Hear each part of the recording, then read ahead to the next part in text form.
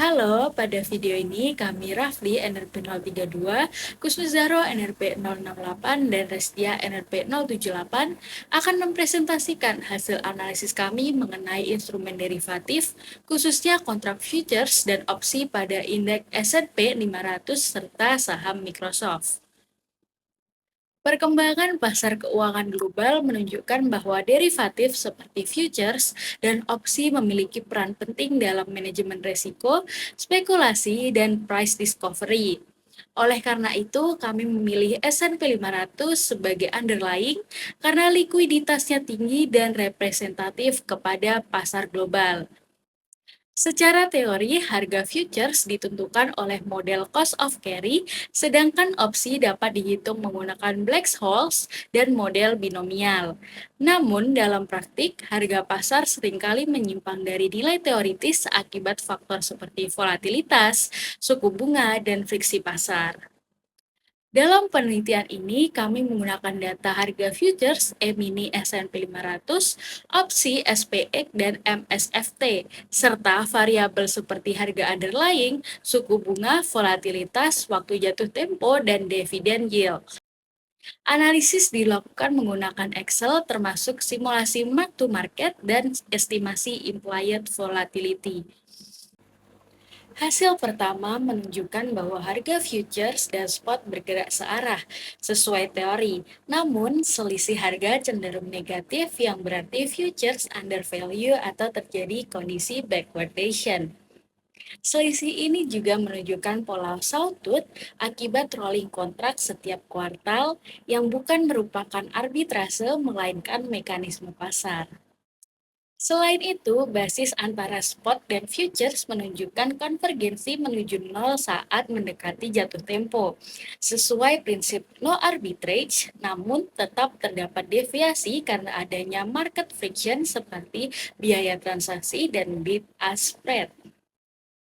Pada analisis trading, grafik mark to market menunjukkan volatilitas yang sangat tinggi tanpa tren yang jelas. Terdapat banyak spike negatif yang menunjukkan risiko besar. Meskipun menghasilkan net profit sebesar 42.743 US dollar atau sekitar 21,8% return, strategi ini tidak sustainable karena sering terjadi margin call dan drawdown ekstrim. Selanjutnya, analisis menunjukkan bahwa return futures hampir identik dengan return spot dengan koefisien 0,997 dan R-square sebesar 0,9994. Hal ini menunjukkan bahwa futures sangat efektif sebagai alat hedging. Setelah dilakukan hedging, varians portofolio turun signifikan, membuktikan efektivitas strategi tersebut. Memasuki analisis selanjutnya yaitu kontrak opsi. Kontrak opsi European menggunakan indeks XPX dan opsi American menggunakan indeks MSVT yang berada di underlying indeks S&P 500 dengan tanggal jatuh tempo 18 September 2006. Ukuran kontrak XPX adalah 1.100 dolar indeks, sedangkan untuk ukuran kontrak MSVT adalah 100 shares. Pada analisis kontra European dilakukan pricing menggunakan metode Black-Scholes. Hasil yang didapatkan dari metode akan dibandingkan dengan harga pasar saat ini. Grafik sebelah kiri menunjukkan perbandingan call option, teoritis, dan pasar. Dapat diketahui bahwa perbedaan antara harga teoritis dan harga pasar relatif kecil, sehingga model Black-Scholes dapat menggambarkan pergerakan opsi call dengan cukup baik. Sementara itu, pada grafik sebelah kiri yang menunjukkan perbandingan antara put option teoritis dan pasar, terdapat perbedaan yang cukup besar. Hal ini mengindikasikan bahwa Black-Scholes mengestimasi harga put option lebih rendah dibandingkan dengan harga aslinya. Untuk analisis implied volatilitas yang terbentuk akan membandingkan volatilitas tahunan dan volatilitas yang didapatkan ketika harga opsi pasar dan harga opsi Black-Scholes adalah sama. Untuk volatilitas yang terbentuk pada call dan put option menunjukkan jenis volatilitas mirror yang berarti bahwa volatilitas tidak konstan pada setiap strike price. Ketika volatilitas opsi call, put, dan tahunan dibandingkan, dapat dilihat bahwa opsi put jauh lebih stabil dibandingkan dengan opsi call. Namun, opsi put memiliki volatilitas yang jauh dibandingkan volatilitas data historis.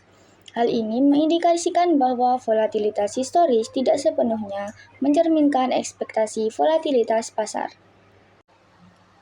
Pada pengujian put call parity yang disajikan pada tabel yang tertera pada layar, hasil tersebut menunjukkan bahwa put call parity jauh lebih besar dibandingkan harga pasar yang tercermin dalam ask-bid spread.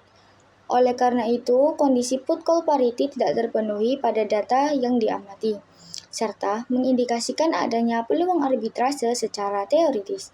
Analisis statistika deskriptif memperoleh nilai rata-rata selisih PCP sebesar 68,752 dengan standar deviasi sebesar 9,461.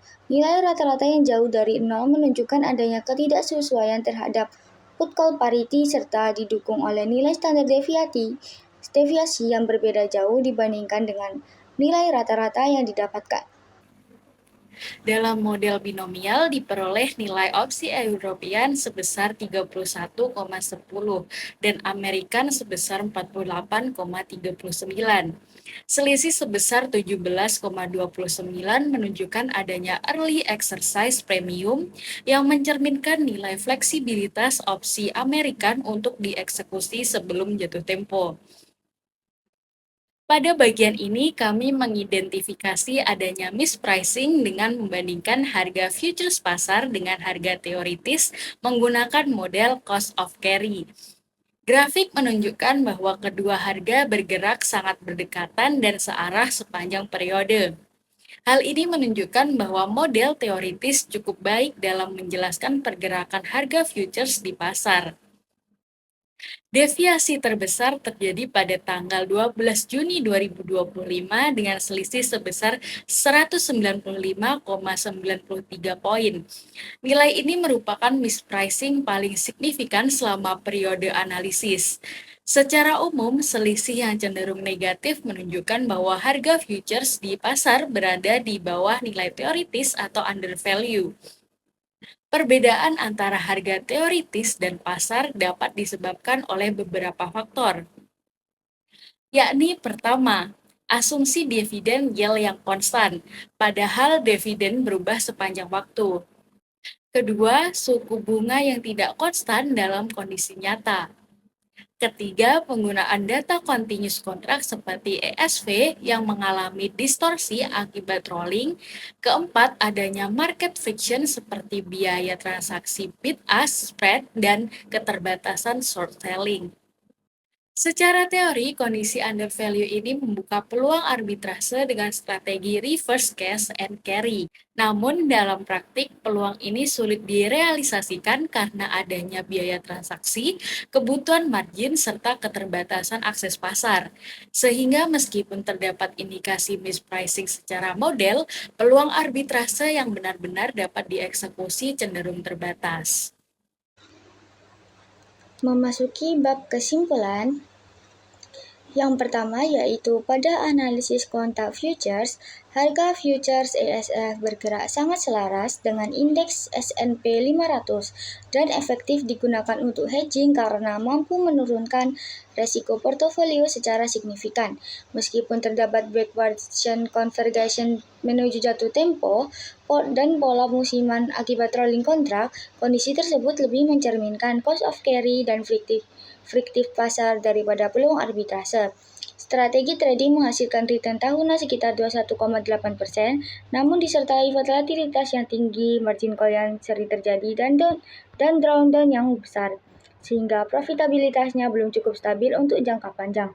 Yang kedua yaitu kesimpulan pada analisis kontrak opsi, yaitu struktur harga opsi sesuai dengan teori, di mana nilai intrinsik menurun seiring kenaikan strike dan nilai waktu mencapai puncak pada kondisi at the money. Namun perbedaan antara harga pasar dan model Black-Scholes serta pola implied volatility menunjukkan adanya keterbatasan model dan potensi mispricing.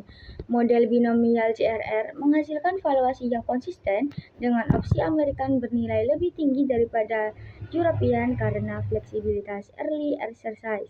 Secara keseluruhan, harga opsi dipengaruhi oleh moneyness, volatilitas, dan karakteristik kontrak sehingga pemilihan model perlu mempertimbangkan kondisi pasar yang sebenarnya. Dan yang terakhir yaitu analisis mispricing. Harga futures pasar bergerak dekat dengan harga teoritis, sehingga model cost of carry mampu menjelaskan pergerakan harga dengan cukup baik. Meskipun terdapat deviasi negatif atau underpricing, selisih tersebut cenderung mengecil mendekati jatuh tempo yang menunjukkan proses konvergensi dan peningkatan efisiensi pasar. Secara teoritis, terdapat peluang reverse cash and carry arbitrage, namun berbagai friksi pasar dan keterbatasan asumsi, model membuat peluang tersebut sulit direalisasikan dalam praktik. Secara keseluruhan, hasil analisis menunjukkan bahwa model teoritis cukup mampu menjelaskan arah pergerakan harga di pasar, terutama untuk futures yang memiliki korelasi tinggi dengan underlying. Namun, terdapat deviasi yang konsisten antara harga model dan harga pasar, yang menunjukkan bahwa asumsi seperti volatilitas konstan dan pasar tanpa friksi tidak sepenuhnya berlaku. Keterbatasan analisis ini meliputi data yang tidak sepenuhnya konsisten, tidak dimasukkannya biaya transaksi, serta asumsi model yang sederhana seperti volatilitas konstan dan distribusi normal. Selain itu, analisis hanya menggunakan snapshot satu hari dan jumlah strike terbatas. Sebagai refleksi kritis, dapat disimpulkan bahwa model keuangan cocok dalam menjelaskan struktur dasar pasar dan hubungan antar variabel, namun kurang mampu menangkap kompleksitas nyata seperti volatility smile, market fictions, dan perilaku investor. Oleh karena itu, hasil analisis ini lebih tepat digunakan sebagai pendekatan konseptual bukan sebagai representasi sempurna kondisi pasar.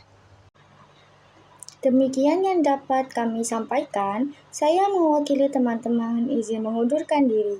Mohon maaf sebesar-besarnya bila ada salah kata. Sekian, terima kasih.